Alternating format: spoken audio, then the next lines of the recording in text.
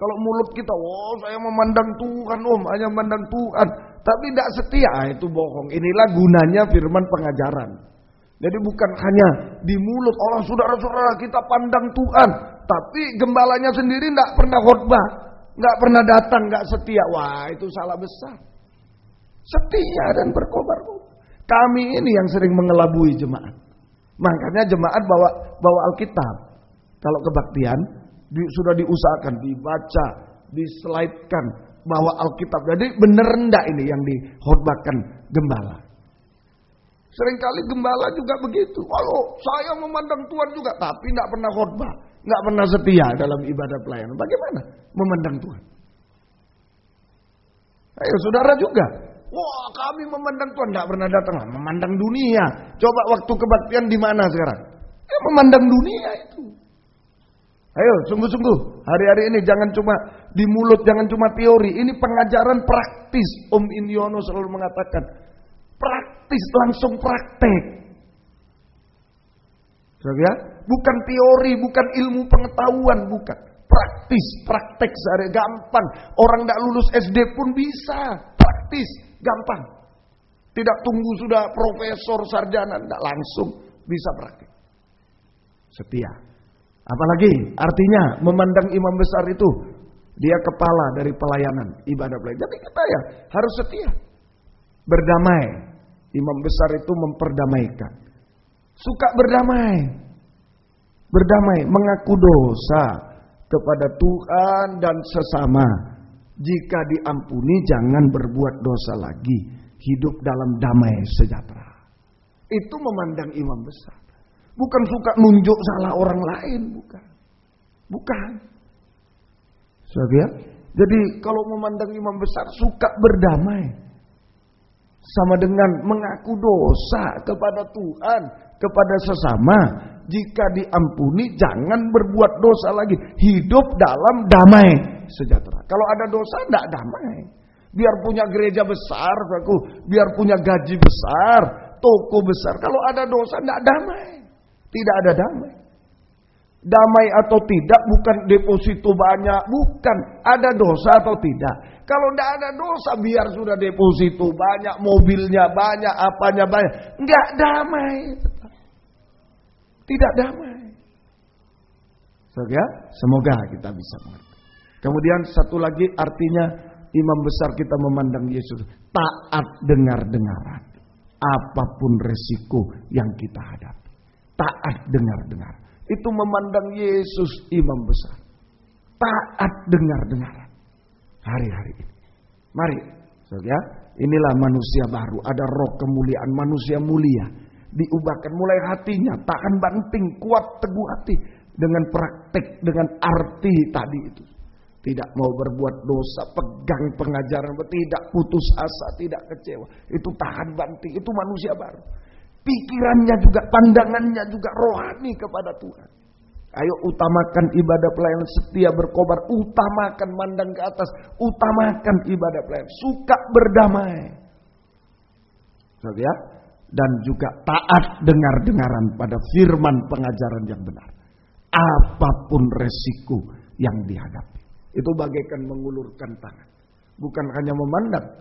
Saat kita taat dengar-dengaran, kita mengulurkan tangan kepada Yesus imam besar itu. Hasilnya, mari. Nah, biar dalam doa penyembahan kita memandang dia. Pandangan pada imam besar dan mengulurkan tangan kepada dia. Taat dengar-dengaran. Sekarang hari-hari ini hanya itu. Taat dengar-dengaran pada firman pengajaran benar. Hasilnya, mari. Yang pertama, Ibrani pasal yang keempat. Tangan imam besar juga diulurkan. Kalau kita memandang dia, mengulurkan tangan, taat dengar tangan imam besar, tangan belas kasih imam besar, diulurkan kepada kita. Ibrani pasal 4 ayat 16, mari. Sebab itu marilah kita dengan penuh keberanian. Dengan penuh keberanian. Mengakhiri tahta kasih karunia. Nah, kalau sudah damai, hidupnya damai, tidak ada dosa, sudah diperdamaikan semua, sudah taat dengar, berani menghadap. Terus. Supaya kita menerima rahmat dan menemukan kasih karunia untuk mendapat pertolongan kita pada waktunya. Untuk mendapat pertolongan kita pada waktunya. Jadi yang pertama ini tangan belas kasih imam besar diulurkan kepada kita untuk menolong kita tepat pada waktunya. Tepat pada waktu. Jadi tugas kita hanya menunggu. Yang bekerja, yang menolong itu Tuhan. Kita tinggal tunggu waktunya Tuhan. Saya hari-hari ayo jadi manusia baru. Kita rela menderita bersama Tuhan untuk menjadi manusia baru. Ayo pandang dia. Saya hati tabah tetap pandang dia, ulurkan tangan taat kepada dia. Nah, tinggal nunggu waktu dia ulurkan tangan kepada kita untuk menolong kita tepat pada waktunya. Yesus yang bekerja, kita hanya menunggu waktunya Tuhan. Ayo, ini banyak tidak percaya. Masa bisa? Bisa. Sungguh-sungguh kita hanya menunggu waktu Tuhan. Oke? Ini Tuhan menolong, imam besar menolong kita semua. Semua semua selesai. Semua jadi selesai. Kalau tangan imam besar diulurkan untuk menolong kita tepat pada waktunya, maka semua jadi selesai. Selesai semua, persoalan apapun selesai. Persoalan ekonomi, persoalan rumah tangga, persoalan penyakit, selesai. Semua jadi selesai, jadi baik. Semua jadi selesai, semua jadi baik. Yang sudah hancur, sudah jadi baik, sudah selesai semua. Ayo jangan keras hati, diubahkan lembut hati. Saja tabah, lembut hati tadi. Nomor 1, hati yang baru. Saja, ayo sungguh-sungguh jangan berbuat dosa. Saja jangan putus asa kecewa, jangan bangga dengan sesuatu. Hati yang lembut. Kemudian pandangan kepada Tuhan. Jangan kepada perkara jasmani, kepada Tuhan. Ulurkan tangan pada Dia. Dia yang menyelesaikan, dia jadikan semua baik. Tepat pada waktunya. Yang kedua, mari di dalam Pengkhotbah 3 ayat 11. Ini pada waktunya, tinggal tunggu waktunya Tuhan. Semua jadi indah. Mari Pengkhotbah 3 ayat 11. Ia membuat segala sesuatu indah pada waktunya. Pada waktunya dia membuat. Dia imam besar mengulurkan tangan belas kasih. Sehingga semua jadi indah pada waktunya. Ayo. Ya, dan seterusnya. Ayo. Bahkan ia memberikan kekekalan dalam hati mereka. Tetapi manusia tidak dapat menyelami pekerjaan yang dilakukan Allah dari awal sampai akhir. Luar biasa. Semua jadi indah. Semua jadi indah pada waktunya. Nikah kita jadi indah. Masa depan kita jadi indah. Nikah jadi indah. Ayo saudara. Asalkan jadi gadis bijaksana. Jangan jadi gadis yang bodoh.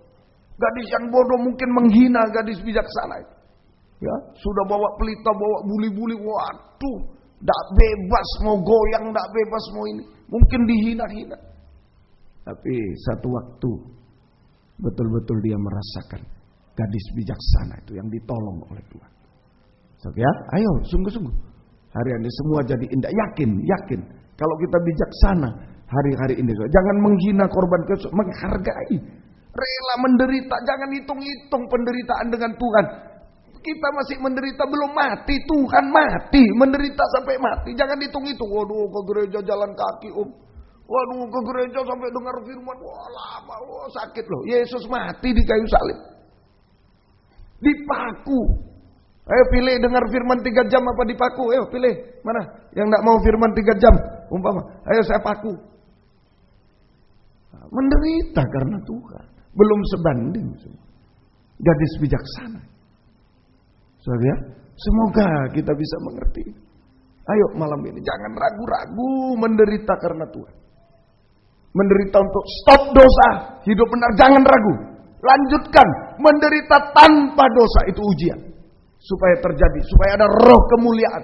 Ada keubahan hidup manusia yang mulia seperti Yesus. Hati yang tabah, pandangan yang rohani kepada Yesus imam besar. Sampai bisa mengulurkan tangan. Sudah Tuhan, saya hanya berserah. Dan Tuhan ulurkan tangan. Menolong kita. Semua selesai. Semua jadi baik. Pada waktunya. Semua jadi indah. Nomor 2. Tangan imam besar yang berbelas kasih diulurkan. Untuk menjadikan semua indah pada waktunya. Masa depan indah. Nikah indah. Semua indah pada waktu.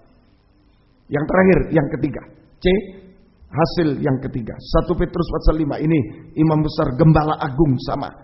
Ini pasal penggembalaan, pasal 5 ayat 6. Mari, 1 Petrus 5 ayat 6. Karena itu rendahkanlah dirimu di bawah tangan Tuhan yang kuat. Di bawah tangan Tuhan, tangan gembala agung, imam besar yang kuat, supaya kamu ditinggikannya pada waktunya. Supaya kamu ditinggikan pada waktunya juga. Tinggal tunggu waktu Tuhan. Tangan imam besar yang kuat, yang berbelas kasih diulurkan untuk meninggikan kita, mengangkat kita, meninggikan kita pada waktunya. Kalau belum waktu Tuhan, jangan tinggi-tinggikan diri, jangan. Ya, jangan tinggi-tinggikan sendiri, jangan. Biarlah tunggu waktu Tuhan untuk kita ditinggikan. Saudara, tunggu waktu Tuhan untuk kita ditinggikan. Saudara, semoga kita bisa mengerti ini. Saudara, ditinggikan pada waktunya.